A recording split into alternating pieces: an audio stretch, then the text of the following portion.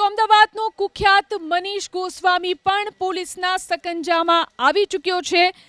મનીષ ગોસ્વામી કે જેણે વેપારી પાસે ખંડણી માંગી હતી તેની ધરપકડ કરી લેવાઈ છે। ગુરુકુલ રોડ પરના વેપારી પાસે 25 લાખની ખંડણી માંગી હતી। ફરિયાદ નોંધાતા જ પોલીસે તેને દબોચી લીધો। મનીષ ગોસ્વામી કુખ્યાત આરોપી છે। તે વિશાલ ગોસ્વામીની ગેંગ સાથે જોડાયેલો છે। ભૂતકાળમાં તેની વિરુદ્ધ અનેક ગુના પણ નોંધાયા છે।